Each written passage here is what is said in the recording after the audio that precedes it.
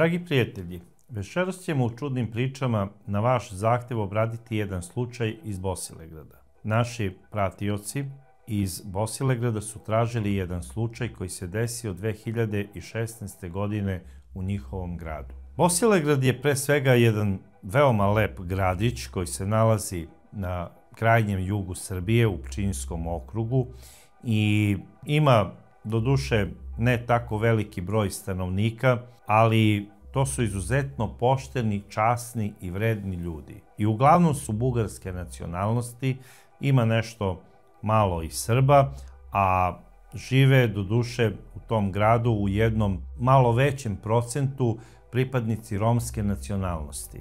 Doduše oni se uglavnom izjašnjavaju kao Bugari ili kao Srbi, retko kada kao Romi, ali ok, to je njihov izbor. Svako ima pravo da se izjasni onako kako on smatra da treba i kako se zapravo i osjeća. Događaj o kome ćemo pričati desio se 2016. godine, tačnije 12. septembra. I to se desio u jednom selu koje se zove Rajčilovci, a to selo ima jedan romski zaseok koji se zove Laloš. U tom zaseoku Laloš 2016. godine u 8 časova ujutru, pored jednog potoka, izmasakrirana je jedna žena. I to ni manje ni više nego od ruku svog rođenog sina.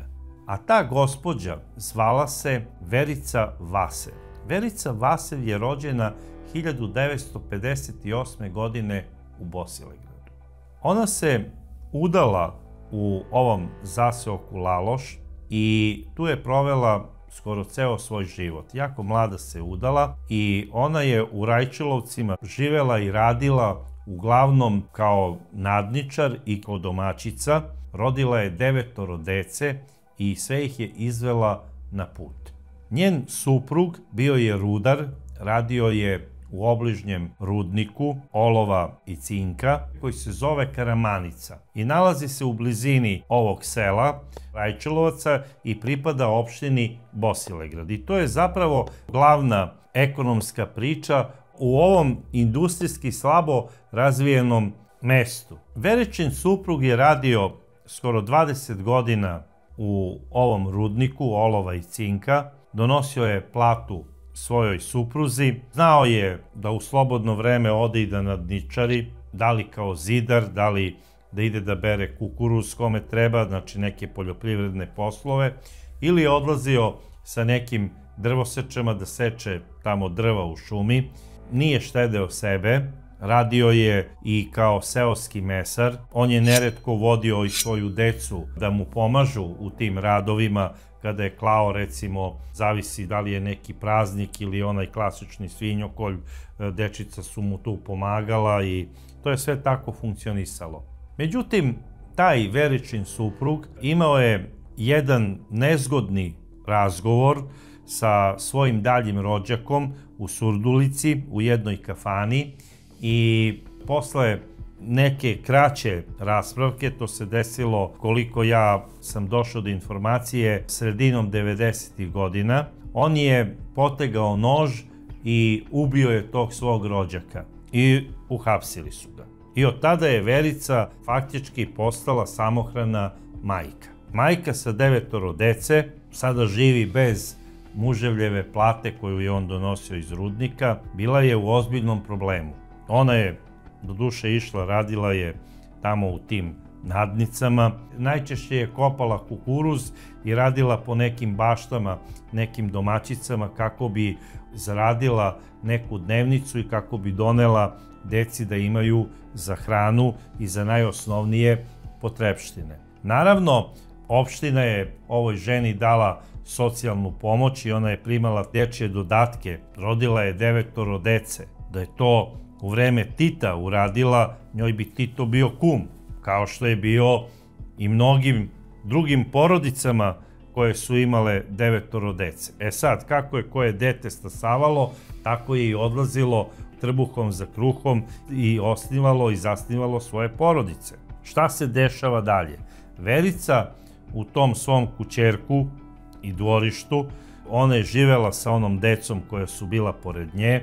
Uvek je vaspitavala decu da budu časna, poštena, da ne kradu, da ne rade nikakve nezakonite radnje, nego da kada stasaju, da se zaposle u nekoj državnoj firmi, recimo kao što je rudnik gde je radio njihov otac, i uvek je govorila: deco, uvek budite onako tihi, nikada nemojte da budete svadljivi sa ljudima, nemojte da pijete alkoholno piće previše, jer vidite šta je uradio vaš otac. On je ubio čoveka i sada nalazi se u zatvoru, osuđen je na 20 godina i ko zna da li ćemo dočekati da on izađe iz zatvora. I to se i nije desilo. Veričin suprug je preminuo, ona je ostala udovica i prošlo je dosta vremena, morala je da napuni 53 godine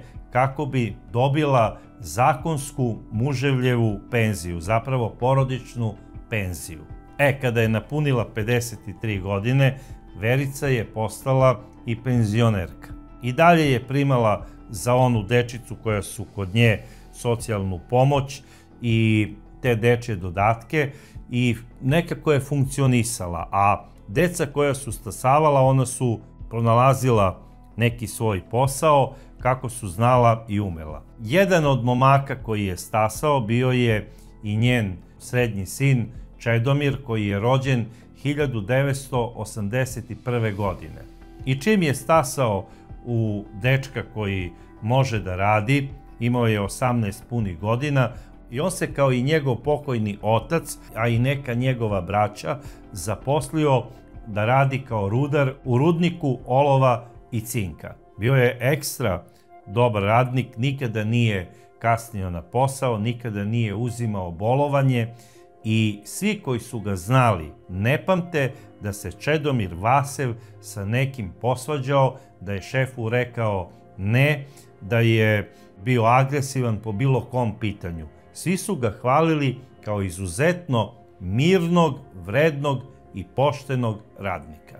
Naravno, Čedomir je stasao i u momka za ženidbu, našao je jednu devojku u koju se zaljubio, to je bila Marina, ona je bila 5,5 godina je bila mlađa od njega, oženio se i rekao je: mama, ja ću ovde pored naše kuće da počnem da pravim kuću za mene i za moju suprugu, jer planiram da i ja kao ti i tata imam više dece. I ona je rekla: sine, nema problema, evo u dvorištu odmeri koliko ti je potrebno za kuću, za dvorište i počni da praviš kuću. Sada je Čeda počeo da zida, znači za sebe i za svoju suprugu, a ubrzo je dobio i 2 dece. To je bila faktički nova kuća koja je spojena sa starom, onako prilepljena uz staru kuću. Imala je znači posebni ulaz, napravio je sve ono što treba od infrastrukture, jer Čeda je bio i dobar zidar.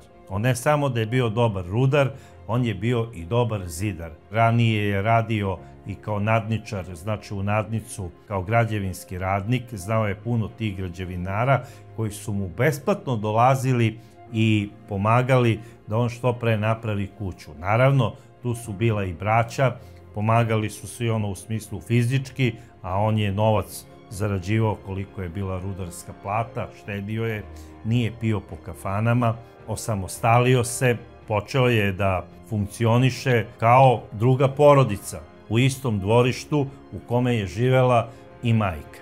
Sada, dok je trajala ta izgradnja kuće, jedan od njegovih prijatelja tih zidara rekao mu je: slušaj, Čedo, zašto ti ne napraviš i potkrovlje? Ali, da ne bi zatvorio ove prozore sada sa stepeništem koje mora da ide s polja jer nisi ga planirao da ga ostaviš iznutra, ja ti predlažem da ga sa ove strane postaviš kako bi izlazio u to potkrovlje. I Čeda je rekao ok.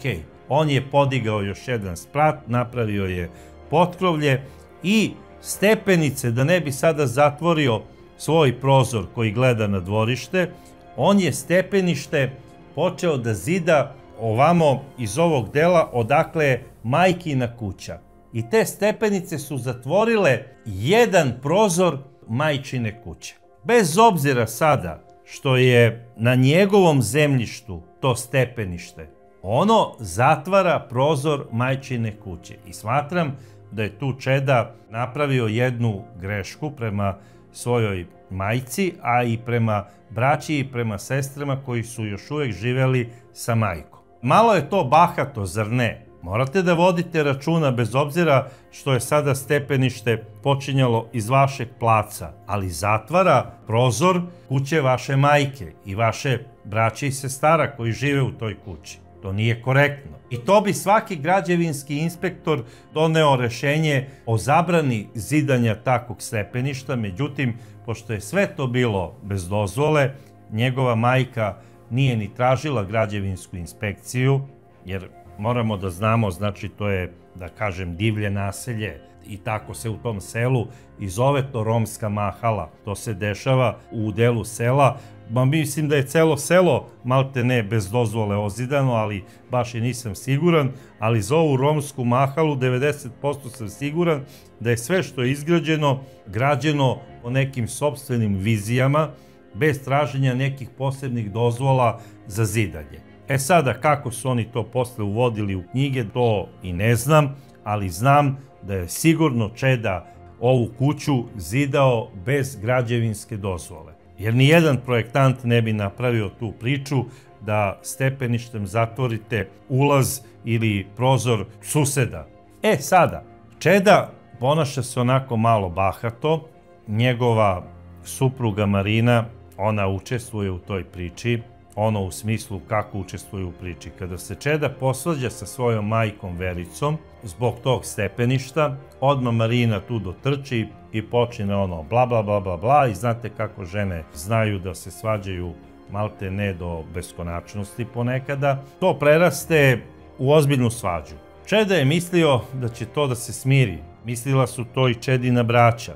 Mirili su oni i majku i ovaj je mirio svoju suprugu Marinu, govorio je, ajde Maro, mislim, nemoj pusti ti Vericu, neka ona priča svoje, ipak je ona nas ovde rodila, odgajila. Ali šta se dešava? Čeda, umesto sada, pošto je bio pametan, da je otišao da napravi stepenište sa svoje strane, pa nek zatvori svoj prozor. Mislim, ne znam, ja bi tako uradio da sam na njegovom mestu. Međutim, on sada i dalje tera svoje, misli majka će da prihvati tu situaciju, naviknuće se ona da gleda njihove stepenice i bit će to sve okej. Ali majka se nije navikla, ona je patila, nervirala se. Nisu nju nervirali unučići, odnosno Čedina i Marinina deca. Nju je najviše nervirala snaja Marina, zato što je ona bila, po pričanju komšija, a i Čedine braće, ona je znala da kada Čeda ode na posao, ona bi stavila zvučnike za muziku i to bi pojačala do daske i to bi treštelo onako kao na nekom vašaru. I ne samo što je ta muzika treštala, nego je Marina volela i da igra onako, da pleše, da bi nervirala svoju svekrvu. Naravno, tu bi odmah izbila svađa, niko nije zvao policiju, komšije su navikle tamo na takve svađe. Komšijama to nije na kraju krajeva ni smetalo. Oni su svi onako digli ruke od te priče, rekli su neka oni to reše u svom dvorištu i pomirit će se oni na kraju, mi nećemo sa njima da se svađamo, jer to može sutra i nama da se desi, pa zamislite sada da oni zovu nama policiju, kada mi pustimo muziku i kada igramo ili se svađamo. E sada, šta se dešava? Da li je Marina puštala tu muziku kako bi izazvala Vericu na svađu, pa onda sada da komšije ne čuju one uvredljive i pogrdne reči, ili je zaista htela da samo uživa u igri i plesu i da nervira svoju svekrvu, to samo njih dve su znale u tom trenutku. Bez obzira na sve te svađe koje je Verica imala sa sinom i sa snajom oko tog stepeništa, ona je volela svoje unuke i ona, kad god bi kupila toj drugoj deci čokolade od svoje penzije, nikada ne bi izostavila i Čedinu decu. Ona je uvek imala u planu da ispoštuje svu svoju unučad i deca su je obožavala. I sve je to tako išlo do jula meseca 2016. godine, kada je posle stvarno jedne velike svađe i galame Verica dobila nervni slom, nije mogla da se smiri i neko od dece joj je doneo kutiju kako bi se smirila i ona je popila svih 30 komada odjednom. I naravno možete da zamislite šta se desilo. Verica je dobila trovanje i jedno od dece je setilo se normalno, pozvalo je hitnu pomoć, došli su na vreme i na sreću ovu polumrtvu ženu odvezli su u dom zdravlja u Bosilegradu, dali su kontra injekcije koje trebaju da bi se ona oporavila i vratili su je u život. 2 nedelje je ona provela posle toga u bolnici u Vranju, gde se lečila od posledica ovog trovanja. Išla je i kod psihijatra na razgovor, rekla je koje probleme ima, da je nerviraju rođena deca oko tog stepeništa koje imaju i rekla je, pošto to sve ništa nije uknjiženo, oni nisu na sudu, nije ništa prijavljivala ni policiji i nada se da će njen sin jednog dana da ipak donese odluku da to stepenište sruši i da ga napravi sa druge strane. Međutim, priča se nastavila po starom.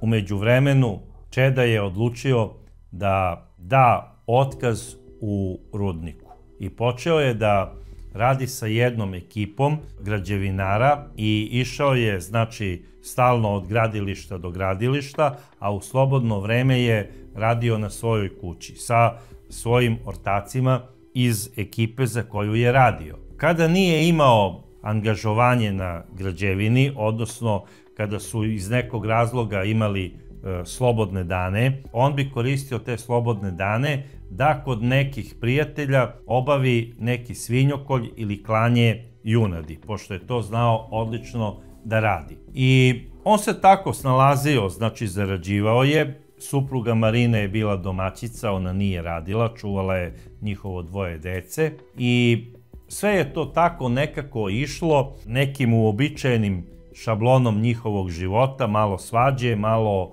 muzike. Tako je ova porodica funkcionisala u tom fazonu. E sada, šta se dešava? Došao je i septembar mesec. 11. septembar je bio malte ne ključan u celoj toj njihovoj priči, jer izbila je jedna opšta svađa, ali bez muzike. Malte ne, hteli su da se potuku između sebe svi članovi porodice Vasev, zbog onih stepenica. Međutim, to je prošlo kako je prošlo. Na kraju se završilo tako što je Čeda pozvao svoju braću koja su učestvovala u svađi. Seli su, popili su, oni su se pomirili, ali Snaja, Marina i Verica nisu. Takođe ni Verica ni Čeda se nisu pomirili.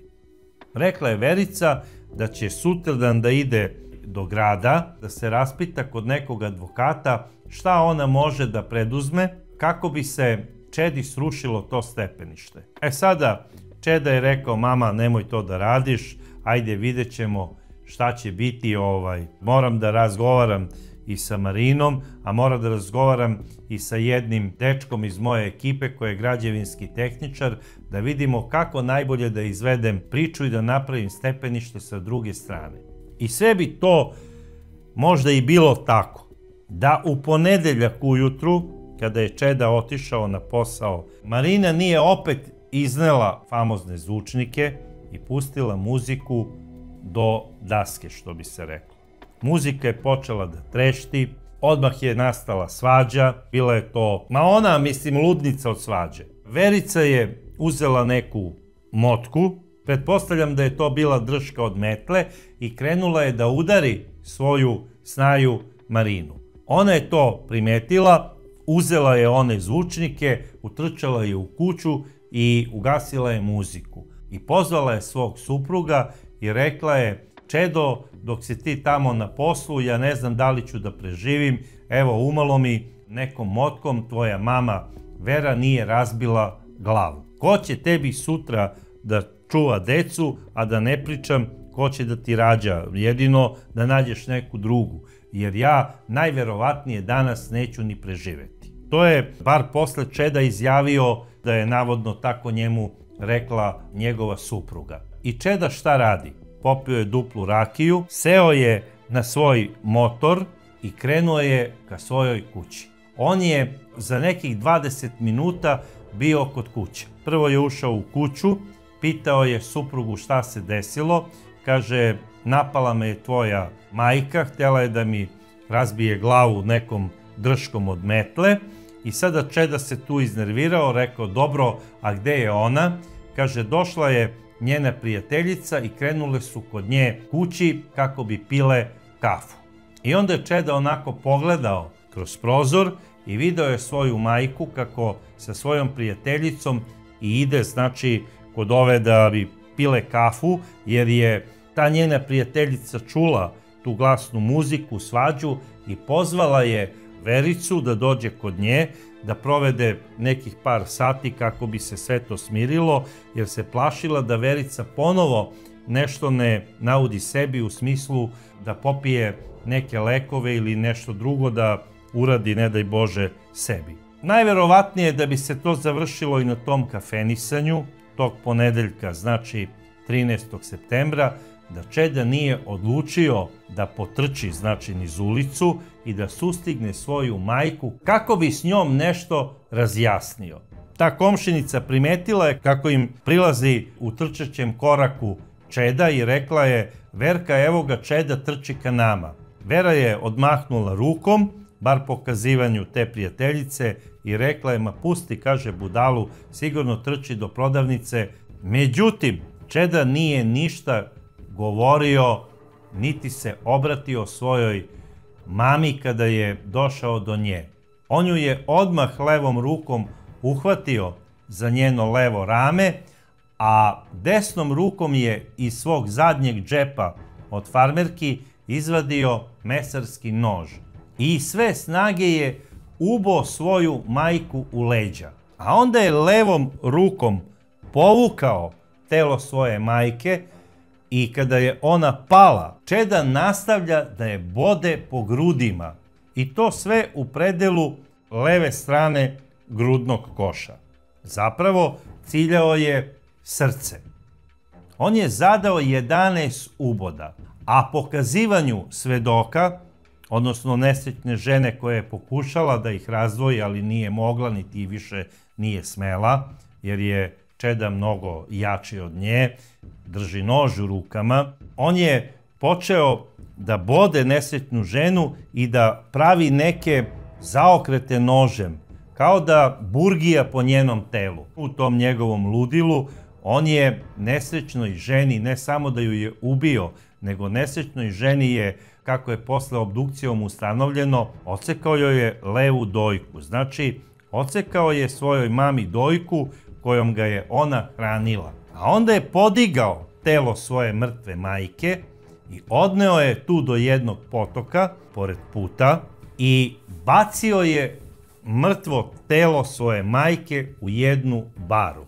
I rekao je neka se tu raspadne, neka je tu pojedu ribe. Okrenuo se, o pantalone je obrisao sečivo onog noža i isti je vratio u zadnji džep i otišao svojoj kući. Žena koja je sve to gledala kao svedok, ona je pozvala policiju. Policija i hitna pomoć je odmah došla, ali nesrećnoj ženi nije bilo spasa. Policajci su odmah otišli u kuću Čedomira Vaseva i istog su uhapsili. On je pružio ruke i dok su mu stavljali lisice, inspektor ga je pitao, dobro, da li si svestan šta si uradio? Kaže, da, ubio sam svoju majku i ona je sada mrtva, jer ja znam kako se to radi. Ja sam od malih nogu mesar. Ja znači znam da koljem od malih nogu. To sam naučio od mog oca. Ja sam prisustvovao na ko zna koliko svinjokolja. Upravo je to ono što sam ja mnogo puta govorio gostujući u nekim TV emisijama, da taj svinjokolj na neku decu utiče vrlo pogubno. Ne na svu decu. I ona, nažalost, postaju ubice. I obično ubistva izvršavaju nožem. Nema veze da li u kući imaju vatreno oružje. ubistva izvršavaju nožem. U retkim slučajevima još uvek kao maloletni, a kasnije kad postanu punoletni, kada imaju neki problem i kada smatraju da taj problem mora da bude zaključen, odnosno da se završi i okonča nečijim ubistvom, oni to ubistvo sprovode u delo tako što koriste nož. Nikada vatreno oružje. Eto, konkretno na Čedomira Vaseva, bar po njegovom kazivanju, svo to klanje stoke na njega je uticalo na taj način da je on smatrao da i problem koji ima u porodici treba da reši nožem. On ni jednog trenutka nije pokazao kajanje. I to je ono što je najstrašnije u ovoj priči. Zamislite, ubio je rođenu majku. Ženu koja je rodila 9 dece, koja ih je othranila. Bez oca, jer je i otac izvršio suludi čin ubistva svoga rođaka u Surdulici. Žena koja se mučila čitavog života da ih izvede na put, da ih vaspitava i da ih usmeri da budu pošteni, časni i dobri ljudi. Završila je na jedan vrlo surov i monstruozni način od ruke onoga kojeg je ona upravo onom dojkom koju je on odsekao u suludom činu ubistva othranila. To je jedna strašna sudbina. Niko nije zaslužio ovakvu smrt, a pogotovo ne majka od ruke rođenog deteta. Mislim da nema ništa strašnije za jednu majku nego da je ubije sin. Ovo je na mene posebno ostavilo osjećaj neke tuge i ne znam šta reći, osim da ću, kada budem išao u crkvu da zapalim sveću nekim svojim prijateljima za pokoj duše, zapalit ću i ovoj ženi, znači sveću, upravo iz razloga što obrađujem njen slučaj kao tematiku ove emisije, za koju se nadam da će biti pouka više sinovima nego ostalim članovima kuće, kako treba da maksimalno poštuju i vole svoje majke, a da nikada ne dođu u situaciju da i pomisle da podignu ton, a kamoli ruku na svog roditelja. Jer to je nešto što je najstrašnije i najsurovije. Ne postoji samo moja preneraženost u ovoj priči, prenerazio se i viši tužilac u Višem sudu u Vranju, koji je bio nadležan za suđenje upravo Čedomiru Vasevu i tražio je da ovaj čovek bude osuđen na najstrožu zatvorsku kaznu, odnosno da mu bude suđeno po članu 114 i da dobije 40 godina zatvora. Međutim, kada je suđenje krenulo svojim tokom, bilo je više od 4 glavnih ročišta. Ovaj član je preinačen u član 113. Čedomiru je suđeno po članu gdje je mogao da dobije maksimalnu kaznu 15 godina, a mogao je da dobije i 5. Tako je smatrao sud. I konačna presuda za Čedomira Vaseva je bila 14 godina. To mu je potvrdila znači i apelacija u Nišu i Čedomir se nalazi sada na izdržavanju zatvorske kazne. Nadam se da će shvatiti težinu onoga što je uradio i da će shvatiti koliko je zapravo uradio suludu stvar. I bolje da se iselio iz tog dvorišta sa svojom suprugom i decom, nego da je uradio ovako nešto. On je mlad čovek i izaći će sa nepunih 50 godina iz zatvora. Ali mislim da će do kraja života imati pred svojim očima tu scenu kako je sustigao svoju majku i kako ju je usmrtio. I bez obzira što je on onaj nož obrisao od njene krvi, njena krv će zauvek ostati na njegovim rukama i na njegovom obrazu. Čedomire, nikada nikoga ne treba ubiti, a najmanje ko je zaslužio da bude ubijen, to su članovi porodice. Posebno ne majka. Treba poštovati i voleti svoju ženu, pretpostavljam da si ti obožavao svoju ženu i da je voliš i sada, trebao si upravo zbog te ljubavi da uhvatiš svoju suprugu za ruku i svoju decu i da odeš na neko mirnije i bezbednije mesto da podigneš svoj dom za svoju porodicu. Dragi prijatelji, ja ne znam šta vi mislite o ovom slučaju, ali voleo bi da to čujem u vašim komentarima kao i do sad. A do sledeće čudne priče, ja vas pozdravljam.